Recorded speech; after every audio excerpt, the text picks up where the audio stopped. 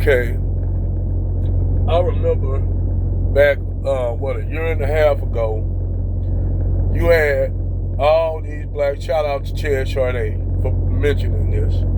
You had all these black women going head, hell bent on Mrs. Pearlie. Now, I don't support Pearlie Dean, but you had a lot of these black women because they thought a lot of black men were supporting Pearlie Deans. So you had Nick Fuentes, right? You all know who Nick Fuentes is, the little white supremacist who lives down in his mama basement in Chicago. Anyway, you had Nick Fuentes on the Fresh and Fit podcast like a year and a half ago before your boy Myron started out here bootlicking and shit. And actually, that's when I actually liked the show. But anyway, he had Nick Fuentes on the show. Now, he had all these black women on the show. A lot of these women was proclaiming to be pro-black. Okay? They proclaiming to be pro-black. Now, basically, he basically just, Nick Fuentes being the white supremacist that he is, Myron complimenting him, because, these are immigrants. They don't see themselves like, black Americans. They are tethers. So, you have all these black women who are supposed to be, they supposed to be foundational black American women. Now, let them tell you that most of your black women are loyal, race loyal. They always have been race loyal. Yada, yada, yada, yada. A lot of rhetoric and bull crap that they spout about being pro-black and down with black men and all that kind of bull crap, which I already could tell y'all, black women have really never been loyal to black men. Only thing Chaz got wrong on her talking points is she think that most of the rape on the plantation. No, it was less rape on the plantation than women consensually giving themselves up to bread on the plantation, because a lot of them women wanted to have bred biracial kids because that was a thumbs up. So it was the opposite. It was more black women trying to give birth to biracial Master Willie's baby. And then you had black women that were mammies, who were brood wives, who basically was used for breeding. They would put the master's white baby and had the white baby feed on her breast. A lot of times, the white mistress baby would be getting fed by the same woman that white man laid with and produced a biracial child with. So you had that going down on the plantation.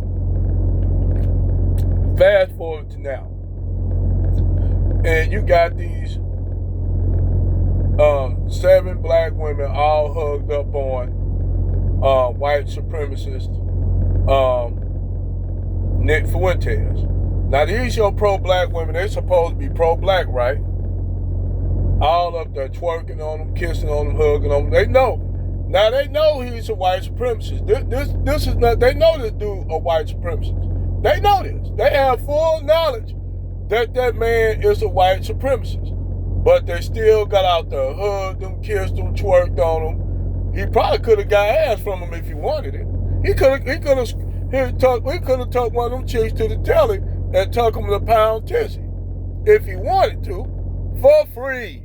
Because we all know, like I said, white men have access to black women at any time. That's just the reality, more so than black men. Even today, they have access to free snatch from black women. Even when women escort white men, sometimes they'll get a cooch up to white men for free because they hope that their white man will keep calling them back so they can hopefully get in a relationship with them. Only Logic broke that down as well. That's why they always prefer white men, because they actually trying to be the main chick of white men, the escorts. So I don't know where they get this notion that black women are somehow race loyal. You only have a handful of black women that are race loyal.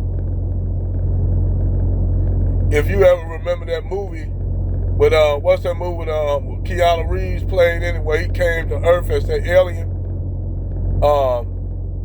I forgot the name of what?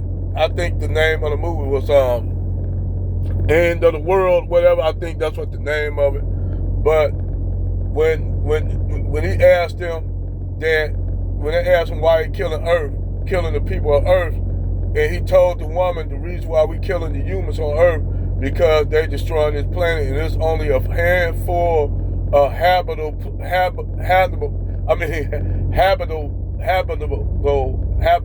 planets in the universe.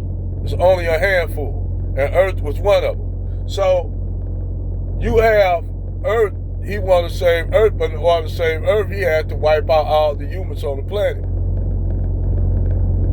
Okay?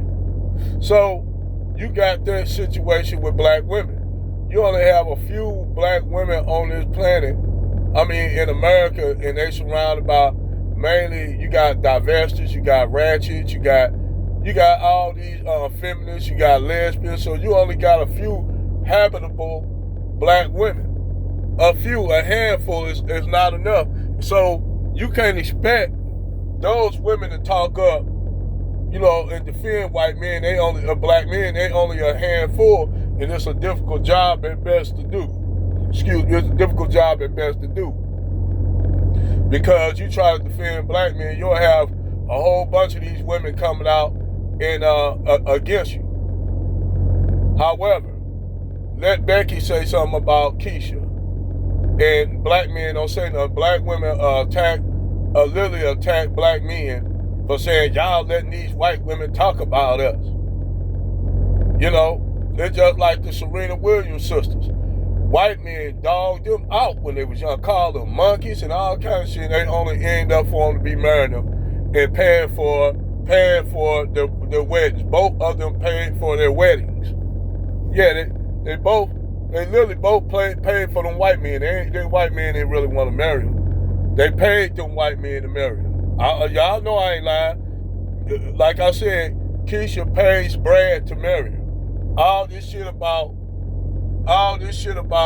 black women eating pasta and lobster with Brad, yes, that's true.